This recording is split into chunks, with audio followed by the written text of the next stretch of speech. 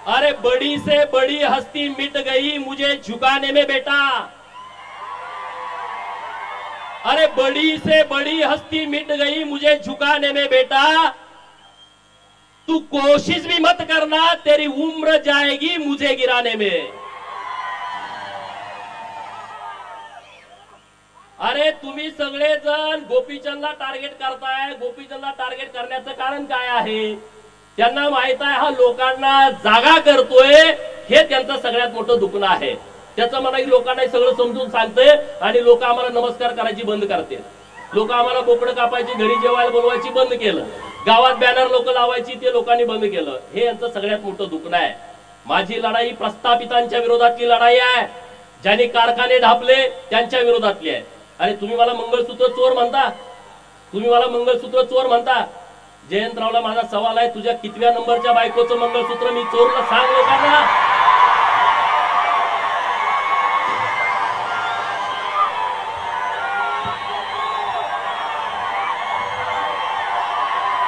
बरोबर ना?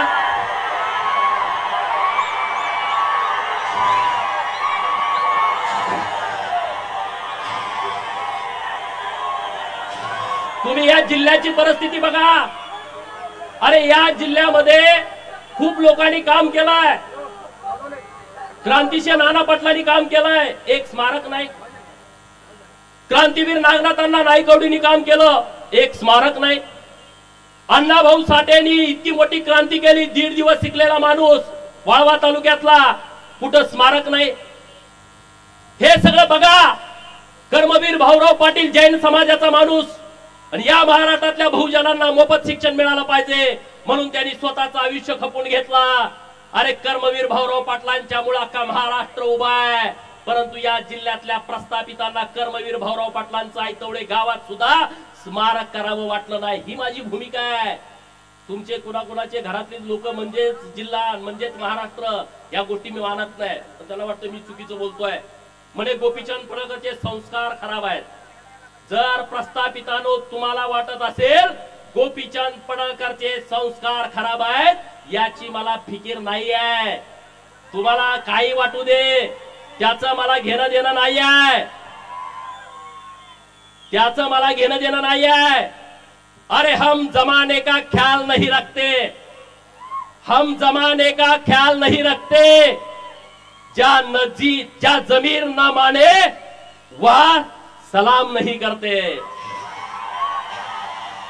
गोपीचंद पडळकर झुकत नाही, हे यांचं सगळ्यात मोठं दुखणं आहे। अरे पण मी विषय मांडतोय त्याच्यावरती बोला ना, मी जे विषय मांडले त्याच्यावरती चर्चा करा ना।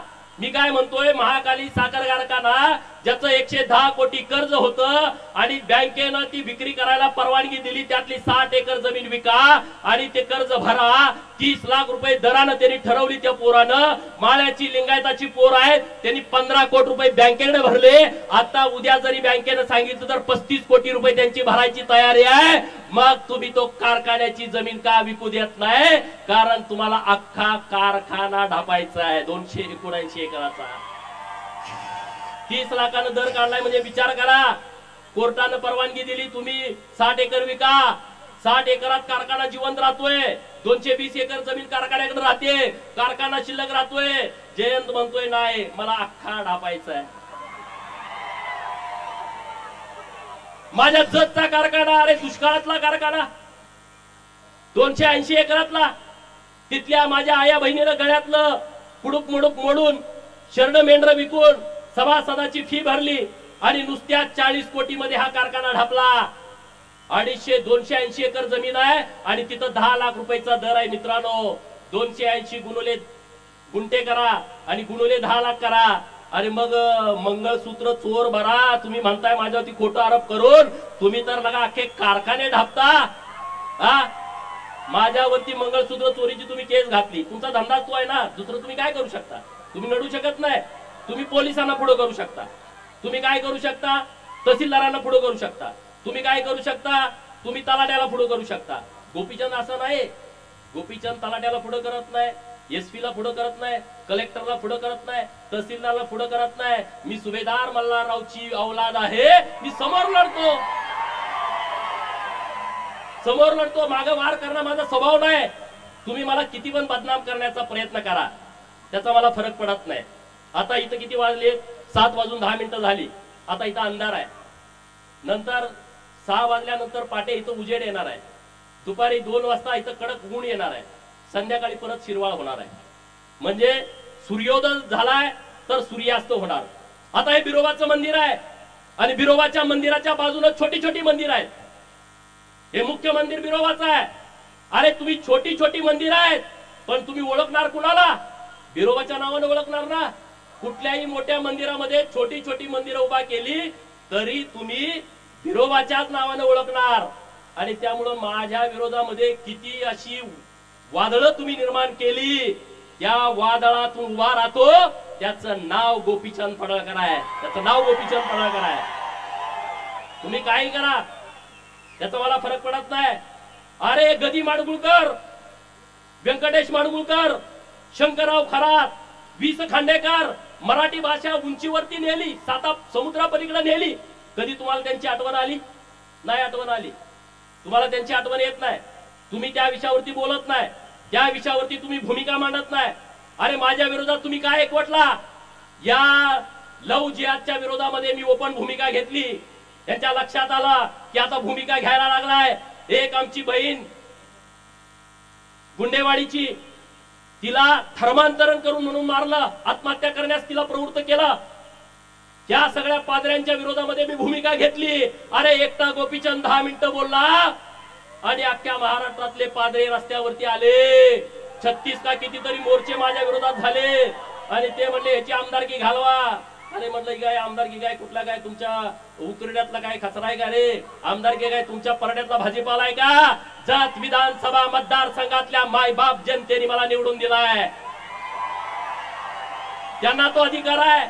मग हा पादरेच्या कार्यक्रमाला गेला, हा जिहाद्यांच्या कार्यक्रमाला गेला आणि तिथं माझ्या विरोधामध्ये भाषण करतोय, म्हणजे हा हिंदू विरोधी आहे. ईश्वरपूर मधल्या लोकांनी लक्षात ठेवला पाहिजे, ही औलाद हिंदू विरोधी आहे. त्याला जागा दाखवायची वेळ आलेली आहे.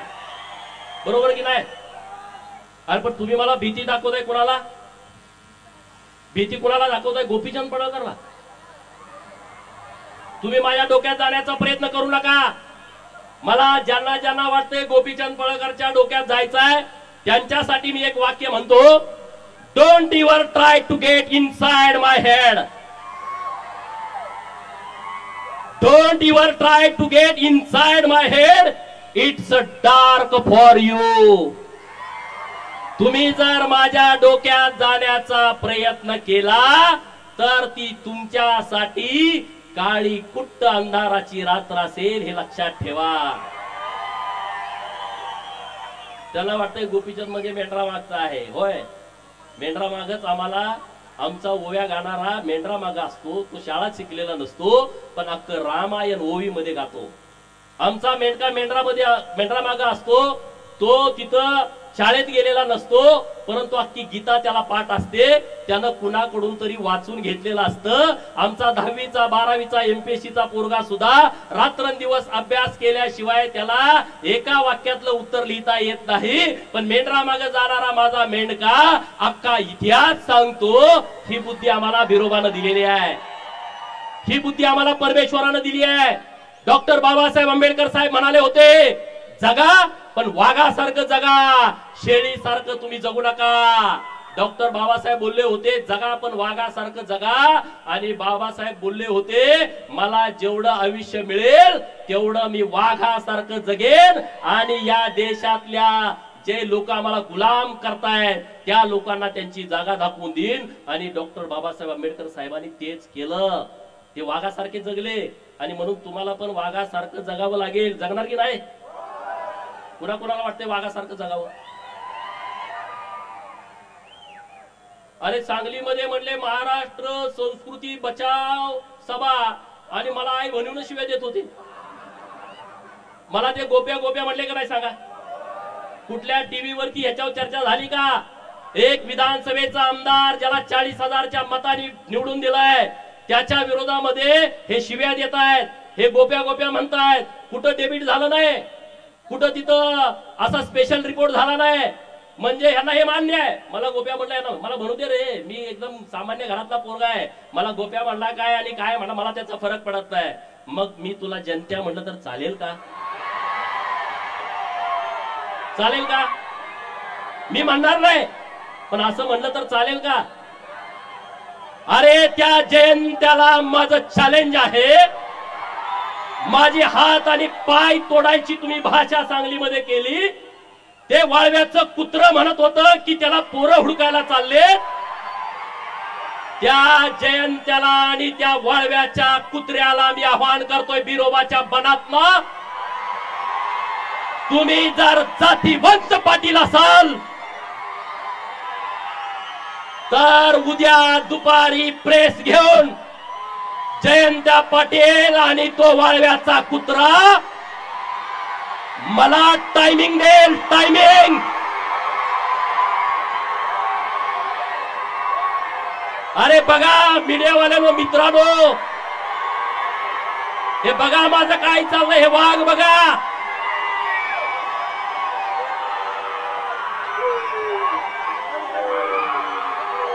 माझं वाक्य पुढचं ऐकून घ्या.